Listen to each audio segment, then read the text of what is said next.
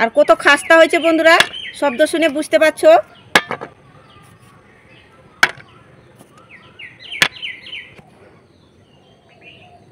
আর দেখেন কত সুন্দর হয়েছে বিস্কুটগুলো দেখতে। নমস্কার বন্ধুরা, প্রতিমা কিচেন ভিলেজ ফুডে সকলকে স্বাগত জানিয়ে প্রতিদিনের মতন আরও একটা দুর্দান্ত রেসিপি নিয়ে চলে এসেছি। তো আজকে আমি তোমাদের সঙ্গে শেয়ার করব ঘি আর বাটার ছাড়াই আমি আজকে নান ঘাটাই বিস্কুট বানিয়ে দেখাবো। আর এই বিস্কুটটা পুরো দেখতে হবে দোকানের মতন, আর খেতে ভীষণ মজাদার হয়, এমনকি বাচ্চা থেকে বড় সকলে পছন্দ করবে। আর অনেক দিন পর্যন্ত এই বিস্কুটটা রেখে খেতে পারবেন। কিভাবে বানাচ্ছি বন্ধুরা এই বিস্কিটটা, পুরো ভিডিওটা দেখার জন্য অনুরোধ রইল। আশা করি আজকের রেসিপিটা তোমাদের ভালো লাগবে। ভালো লাগলে একটা লাইক করে দিবেন, আর চ্যানেলে নতুন হয়ে থাকলে চ্যানেলটাকে সাবস্ক্রাইব করবেন। আর যারা ফেসবুক পেজ থেকে দেখছেন তারা অবশ্যই আমাকে ফলো করে আমার পাশে থাকবেন। বিস্কুটটা বানাবার জন্য বন্ধুরা প্রথমে কিন্তু উপকরণগুলো যে নেবেন তখন অথবা কাপ অথবা বাটি মেপে নেবেন, তাহলে পরিমাণগুলো ঠিকঠাকভাবে হবে। এক বাটি নিয়ে নিয়েছি চিনি। চিনিটা আমি গুঁড়ো করে নিয়েছি, তো বাটির মধ্যে ঢেলে নেব। আর মিষ্টিটা তোমরা নিজেদের পরিমাণ মতন দেবেন। আর ওই বাটি মেপে আমি নিয়েছি এক বাটি সাদা তেল। যতটা চিনি নিয়েছি অতটাই আমি তেল নিয়েছি, এক বাটি। চিনি আর সাদা তেলটা আমি ভালো করে ফেটে নেব। আর ফাটাতে ফাটাতে দেখবেন বন্ধুরা একটা ক্রিমের মতন হয়ে আসবে।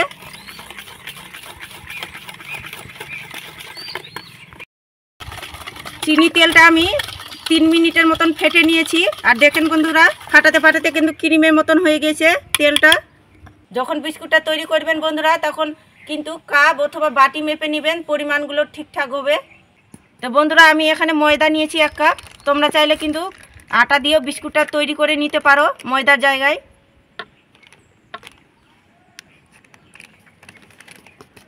আর এই বিস্কুটটা তৈরি করব বন্ধুরা, এখানে আমি জল ব্যবহার করব না, জল ছাড়া আমি বিস্কুটটা তৈরি করব। যে কাপ মেপে আমি নিয়েছি ময়দা, সে কাপ মেপে আমি নিয়েছি হাফ কাপ নিয়েছি বেসন। তা আমি ছোলার বেসন নিয়েছি, তোমরা যে কোনো বেসন নিয়ে নিতে পারো। 3 চামচের মতো নিয়েছি সুজি। আর সুজিটা আমি মিহিদানা নিয়েছি, চেষ্টা করবেন মিহিদানা সুজিটা নেওয়ার। আর দিয়ে দেবো একটুখানি স্বাদ মতো লবণ। হাফ চামচ নিয়ে নিয়েছি বেকিং পাউডার। 1 চিমটির মতো নিয়েছি খাওয়ার সোডা, তবে খুব বেশি দেবেন না, 1 চিমটিয়ে দেবেন, নাহলে বিস্কুটটা ফেটে যাবে। আবার সমস্ত উপকরণ আমি হাত দিয়ে মেখে নেব। আবারও বলছি বন্ধুরা, এখানে কিন্তু জল ব্যবহার করবেন না বা দুধ ব্যবহার করবেন না, সাদা তেল আর আমি চিনি এটা দিয়ে মেখে নেব। তো ডোটাকে আমি শক্ত করে মেখেছি। আর মাখাতে মাখাতে যদি টাইট হয়ে যায় বন্ধুরা তখন কিন্তু সাদা তেল দিয়ে আবারও মেখে নেবেন, তাহলে ঠিকঠাক হয়ে যাবে। তো দেখেন আমি শক্ত করে এভাবে করে মেখেছি, খুব নরম না। তো ডোটাকে আমি সোজাসুজি বেনে নেব, রেস্টে রাখবো না। তাই ছোট ছোট করে আমি এখানে বল নিয়ে নেবো, এভাবে করে তৈরি করে নেব। হাত দিয়ে এভাবে করে গোল করে নেব। আবার 2 হাত ধরে আমি এভাবে করে গোল করে নেব। গোল করে নিয়েছি, একটুখানি চ্যাপটা করে নেব, হালকা তবে করব। তো একটা আমার বিস্কুট তৈরি হয়ে গেল। আর দেখেন এভাবে করে তৈরি করেছি, তবে এখন লাগছে বলের মতন বন্ধুরা। এটা কিন্তু বিস্কুটটা ফুলে ডবল হয়ে যাবে। স্টিলের থালার মধ্যে একটা আমি পেপার বসিয়ে দিয়েছি। পেপারে কিন্তু আমি কিচ্ছু দেইনি, শুধু পেপারটা বসিয়ে দিয়েছি। এখন আমি বিস্কুটটা এভাবে করে থালার মধ্যে বসিয়ে দিব। তো আমি ফাঁকা ফাঁকা করে বসিয়ে দিব। তো একইভাবে আমি বিস্কুটগুলো তৈরি করে নেব।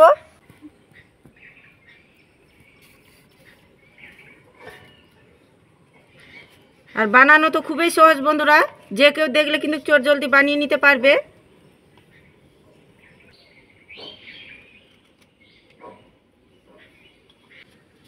সবগুলো বিস্কুট আমি বানিয়ে নিয়েছি। বিস্কুটটা সাজার জন্য কিছুটা আমি ড্রাই ফ্রুট নিয়েছি। বাদামটা আমি কুচিয়ে নিয়েছি, আর এখানে নিয়েছি পেস্তা বাদাম কুচি। তো বিস্কুটের মধ্যে এভাবে করে উপরে দিয়ে দিব আর সাজিয়ে নিব। তো বন্ধুরা যদি এগুলো দেন তাহলে মুখে পড়লে কিন্তু বিস্কুটটা খেতেও ভালো লাগবে আর দেখতেও সুন্দর লাগবে।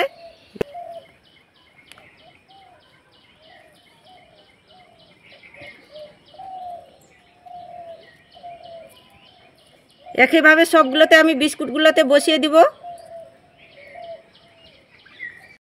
তো আমার পছন্দ মতো করে ড্রাই ফ্রুট দিয়ে আমি বিস্কুটগুলোকে সাজিয়ে নিয়েছি।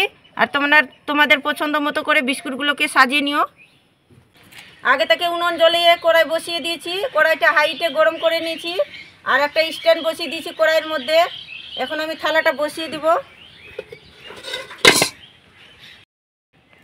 এবার আমি ঢাকা দিয়ে একদম মিডিয়াম আঁচে আমি 30 মিনিট জাল করে নেব। বিস্কুটটাকে আমি লো আঁচে জাল করে নেব। আর হাইটে জাল করলে বন্ধুরা নিচে থেকে বিস্কুটটা পুড়া লেগে যাবে আর খেতে ভালো লাগবে না, তিতো লাগবে। বিস্কুটগুলোকে আমি 30 মিনিট জাল করে নিয়েছি মিডিয়াম আঁচে। দেখে নেব হয়েছে কিনা। আর দেখেন বন্ধুরা কত সুন্দর বিস্কুটগুলো হয়েছে আর কি সুন্দর লাগছে দেখতে বিস্কুটগুলো দেখতে। তো বিস্কুটগুলোকে হয়ে গেছে, এখন নামিয়ে নেব। তো বিস্কুটগুলোকে আমি ঠান্ডা করে তোমাদেরকে দেখাচ্ছি। বিস্কুটগুলোকে আমি পুরোপুরি ভালো করে ঠান্ডা করে নিয়েছি। এখন আমি প্লেটে তুলে নেব।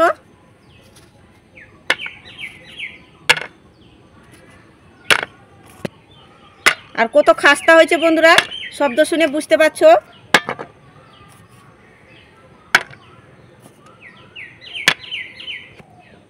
আর তোমাদেরকে দেখাই বন্ধুরা কত সুন্দর হয়েছে বিস্কুটটা। আর দেখুন পিছন দিকটাও কত সুন্দরভাবে হয়েছে। সবগুলো বিস্কুটগুলো কিন্তু খুব সুন্দরভাবে হয়েছে